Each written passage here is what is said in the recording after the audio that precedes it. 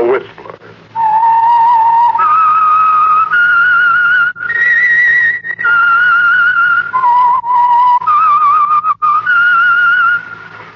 Presented by the United States Air Forces in Europe.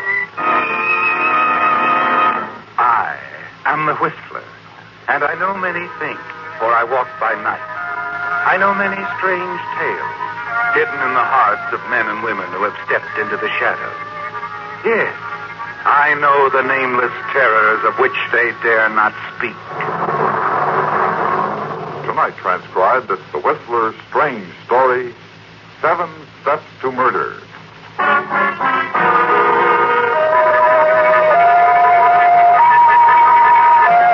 The Atkins-Clayton affair was unusual for 2 reasons. In the first place, of course, it involved a pair of famous newspaper men. Archer Atkins, the dean of New York drama critics, and Everett Clayton, a syndicated columnist. But more than that, it was interesting in its structure. Yes, there were 7 distinct steps between an apparently cordial relationship and a murder. The opening night of Clayton's first play at a Whirlwind was step number 1. Atkins had attended, of course, with the rest of the critics, and shortly after the final curtain, had walked across the street to the offices of the New York Globe with Murchison, his editor, to meet the newspaper's deadline.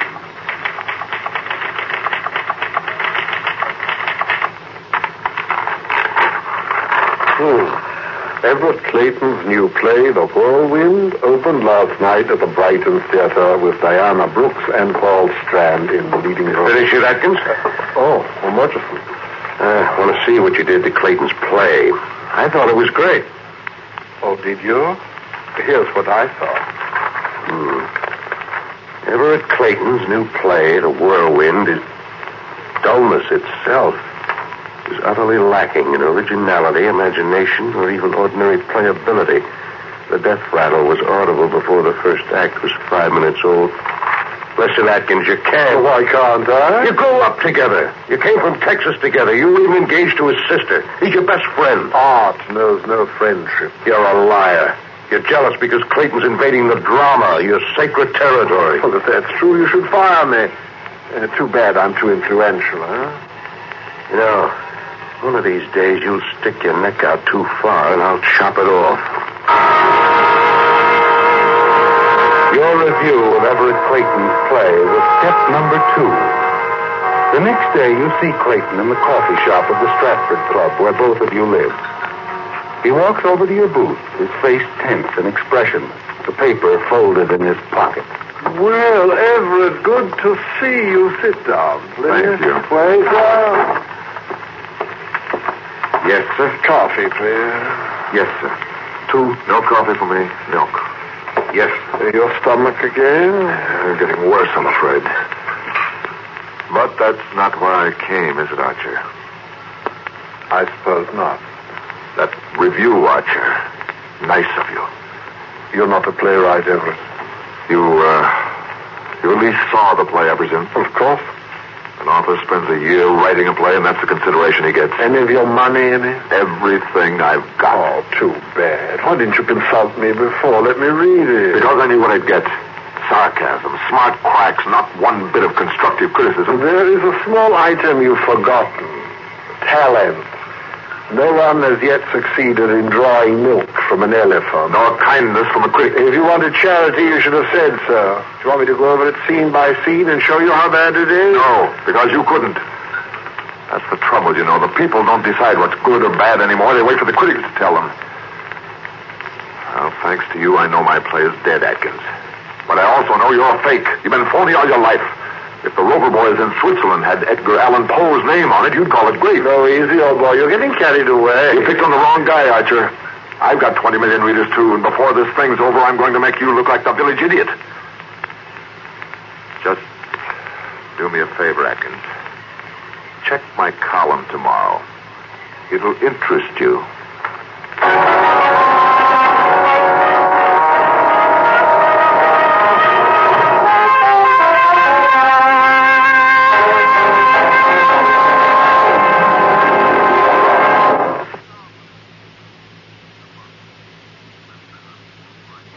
And now, back to The Whistler.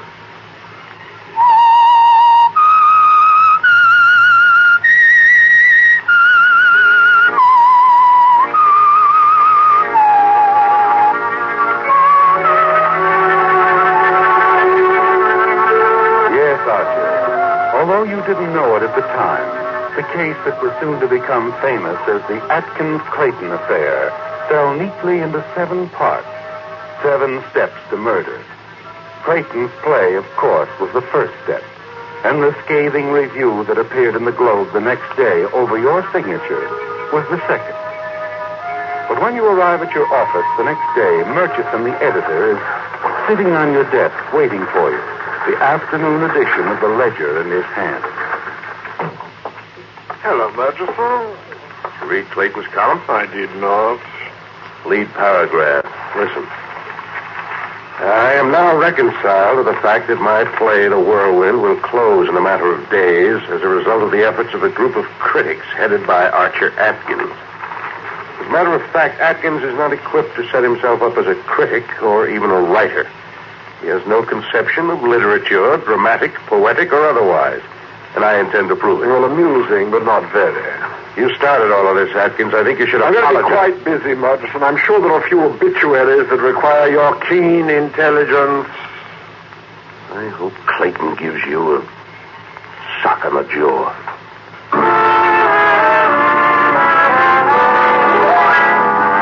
That's step number 3, Archer. The public challenge that went out to 20 million readers. You decide it's ridiculous, of course, and forget about it. The play lasts 5 days and closes. Then one evening, some weeks later, Barbara Ross, the fashion editor on the Ledger, walks up to you in the lobby and taps you on the shoulder. Archer, darling. Well, good evening, my dear. Archer, I found something I thought you'd want to glance at. Why, did Clayton put me in print again? Nothing like that. Somebody handed me this book of poetry. Poetry? It was printed privately, only 50 copies. Well, let me see. 14 by Jafar Ahmed. What's it about? Well, I think it's lovely. It's written by an immigrant boy about his love for a little girl. Oh, no, thank you. Oh, but Now, poetry, darling, is as much a part of adolescence as the first shave, and just about as important. But it's really quite good. The boy seems to have an excellent sense of meter and a good deal of insight, too. Archer, you know so much more about poetry than anyone else I know. All right, dear. I'll look it over.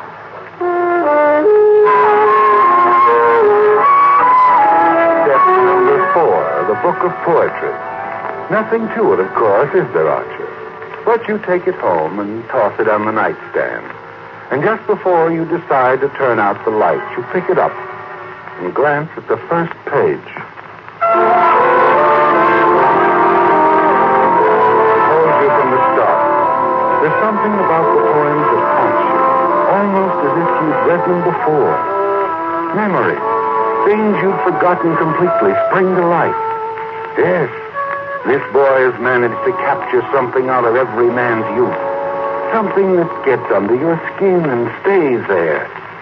You finish the book, get out of bed hurriedly, and sit down at your typewriter. You can't wait until tomorrow, can you, Archer? You've got to get it on paper now.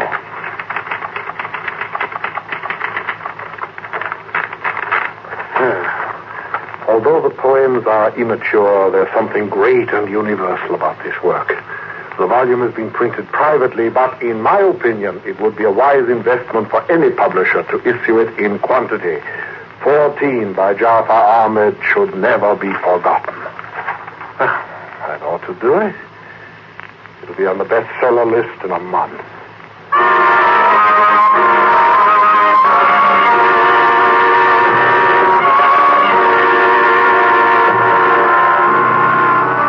In the morning, you hand your article to a copy boy, unaware, of course, that you've just completed step number 5. Although you don't know it, the minute you turned in that review, you moved nearer to murder than you've ever been in your life.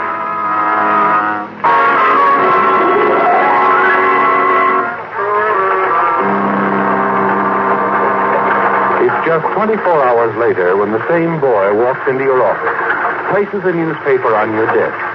Step number 6. Here's your copy of the ledger, Mr. Atkins. Around town with every plate. Oh, here we are. 3 months ago, I promised to reveal Archer Atkins, the so-called Dean of Literary Critics, as a phony. Today, I call attention to the raves he's been giving the book of poems called 14, supposedly written by a 14-year-old Iranian lad. The fact is, gentle readers, I wrote 14. What is shocking, eh, Archer? Hello, Majesty. I didn't see you. That's all right. You needn't hide that.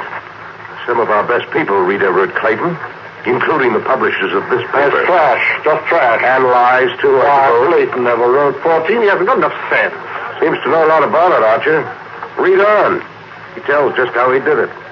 He had no knowledge of poetry, he says. Just threw together the lushest and most senseless adjectives he could concoct. Had the whole mess printed up on the quiet. And you, the great Archer Atkins, praised it to the skies.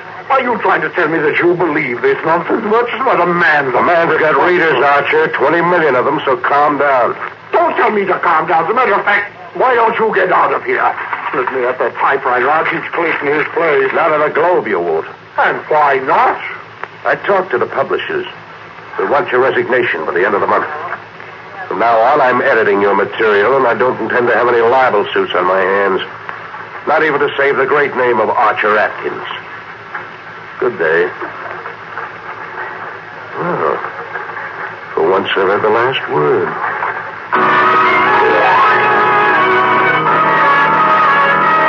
Well, Archer, a turn you never expected. And it's even worse when you reach the Stratford Club and learn that you've suddenly been turned into a laughing stock. Archer, old boy, how could you? What was it now?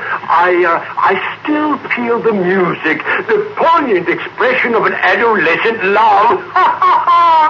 Sweetly agonizing emotions, part of every man's youth. I wonder what a poisonous pain on your skull, my dear hand. Gentlemen, you hear? The great Atkins is no longer capable of using his cutting tongue. He must now resort to a cane.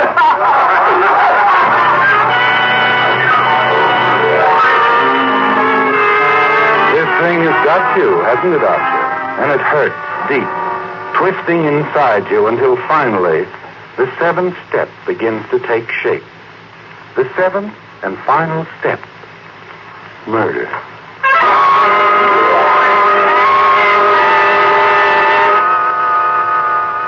It's a frightening thought, isn't it, Archer?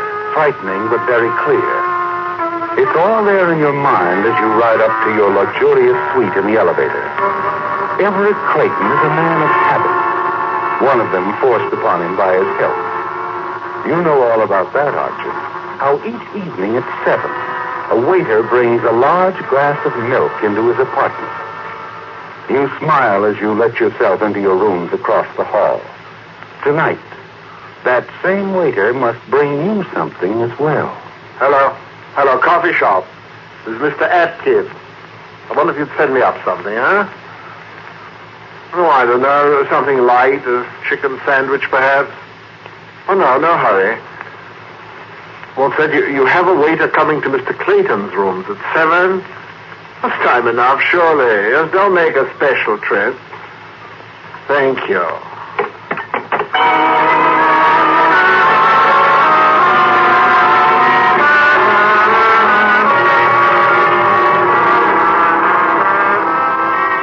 Waiter.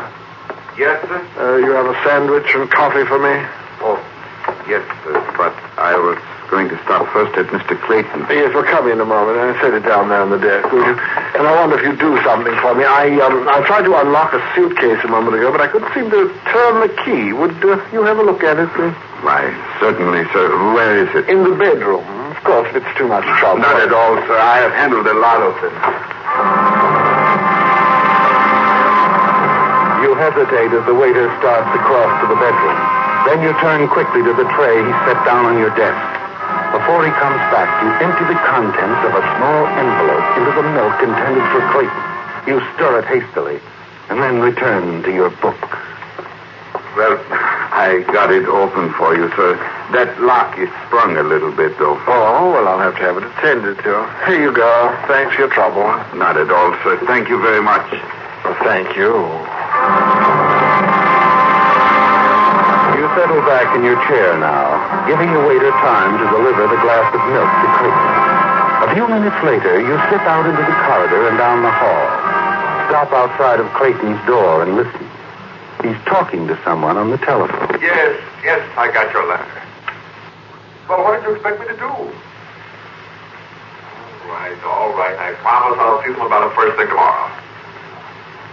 Yes, I promise. Goodbye. You wait tensely after Clayton hangs up, hoping no one will come along the hall and find you standing there. A moment drag by.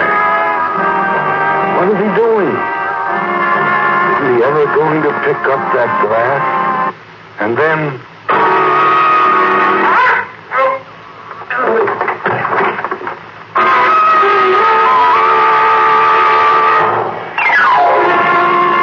A moment later, you whip the door open, step inside, and lock it. A glance at Clayton's body sprawled on the floor assures you that he's dead. Quickly, you cross the room and sit down at his battered portable typewriter. To my dear mother, comma, my sister, comma, and gentle readers, colon. It isn't often that a man gets the opportunity to write his own obituary, period.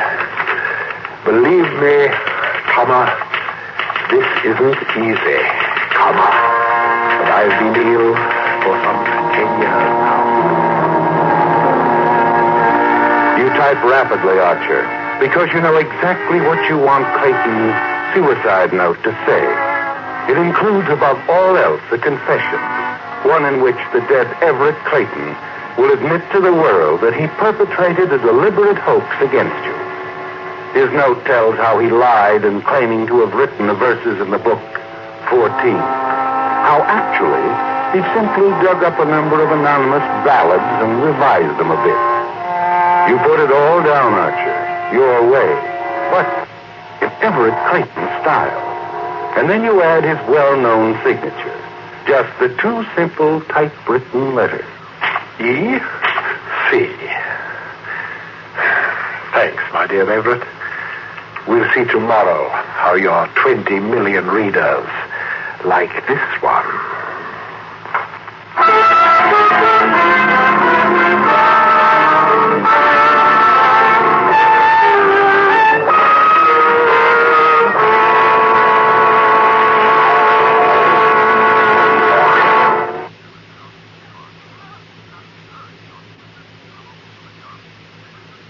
Back to The Whistler.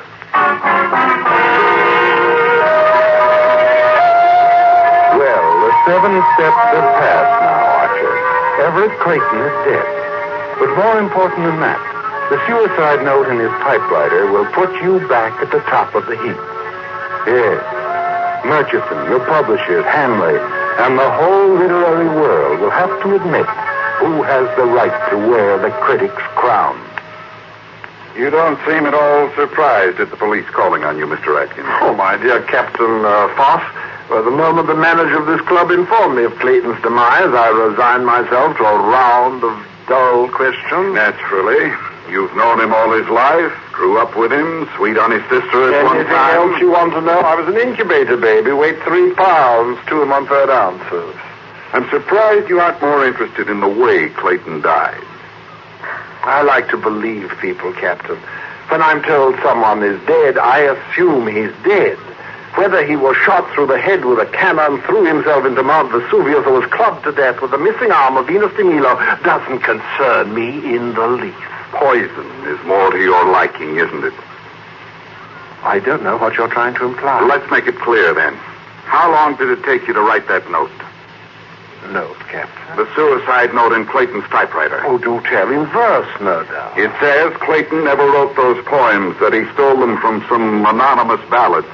Well, I insisted on that all the time. Wait till I get hold of that editor. You wrote that note, Atkins. You poisoned Clayton and ran the note off on his typewriter. Nonsense. Who gave you that story? Some idiot from the Ledger? Take a look at these papers, Atkins. Ever seen them before? They're yellow. They're very old, aren't they? They're poems you wrote to Everett Clayton's sister when you were 14, over 40 years ago. What? That book of poetry you reviewed was not written by Jafar Ahmed or Everett Clayton, but by Archer Atkins.